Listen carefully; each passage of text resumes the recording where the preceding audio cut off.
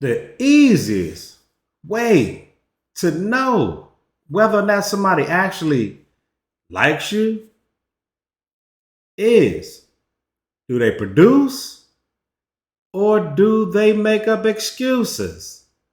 I'm gonna give you an example. You come home, you done told your kids to cut the grass, and they say something like, Dad, it was hot out there. It was bad air quality. You go, okay, all right. But they outside playing football as you're asking them. The same day that it was hot out, the same day it was bad air quality, they couldn't cut the grass. But they could go out there and play football. Now, at that point, you just give them the look. And you let them know, I better hear that lawnmower clicking and making noises real fast. Those your kids. They're going to cut the grass. Now we're going to take that back to dating, relationships. You meet somebody, and let's say it's about 5:30.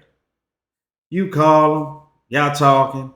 They got 1,000 excuses about why they don't want to come see you. And they ain't seen you in about a week. It's because they don't really like you. Now, when people really like somebody, I'm talking about really like them, and they dating them, they can live 2-3 hours down the road. That person call them, like, hey, come spend a weekend with me. Oh, they in their car. They figuring out how they can get off a couple of days.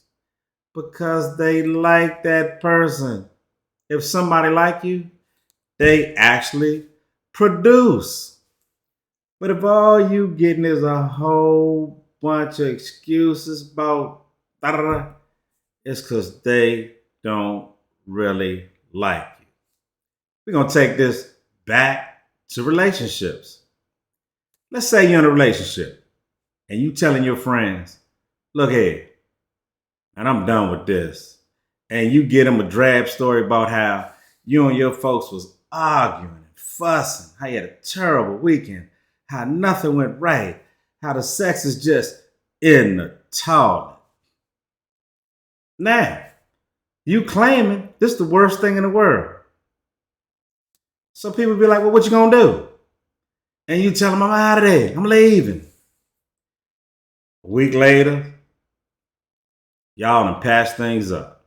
Now this vicious cycle going back and forth, back and forth, back and forth. But there's one common thing. The person or you are making up excuses and you're not going nowhere. Why? Because you don't really want to leave. You're just venting. You're just talking. Because if it was really bad and you was in a situation and it was really ugly to you, you would leave.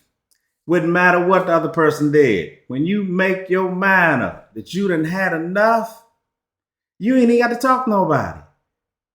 Next time they see you, it's a U-Haul truck. Your stuff getting packed in there. You getting up out of there.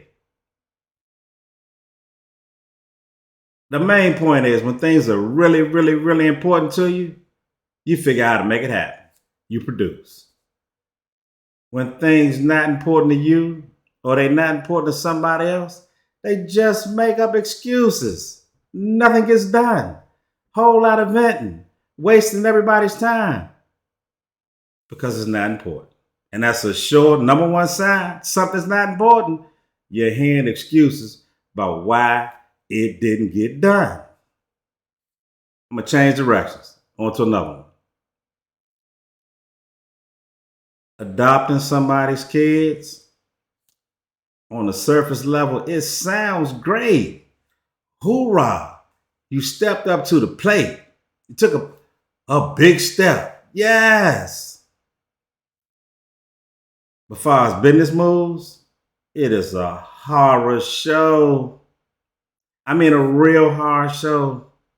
Because today, when you adopt them kids, you and that person you with, y'all could be like this, tight, in love, happy, everything going good. 3, 4, 5 years down the road, y'all could be like this further. Y'all not together. Y'all break up. But you adopted those kids. You could be on the hook. Oh, you are on the hook for child support if that person take you back to court or take you to court. Oh, yes. But here's where it gets real ugly. They could go back to the real kid's father or mother. And now you paying child support for a kid that's living with both his real parents. But because you illegally adopted this kid, you got to pay. I only bring it up because I know somebody that happened to. They was in church. Nice church wedding. Beautiful couple. It lasted 3 years. He adopted about 2 or 3 kids. They split. She took him to court. Oh, these kids couldn't have been no more than about 6, 7, 8. They were little kids. He had to pay child support for them. And she was back messing around with the kid's real father. I mean, this was ugly. Oh, he paid child support until those kids was grown. Grown, and I mean grown. So like I said, adopting kids, on the surface, it looks great. Business-wise, it's a horror show. I'm just being honest. Hey, look at y'all. My name is Daryl. Daryl Moore. Check out my book, Payback. Peace, love, happiness. I'm out.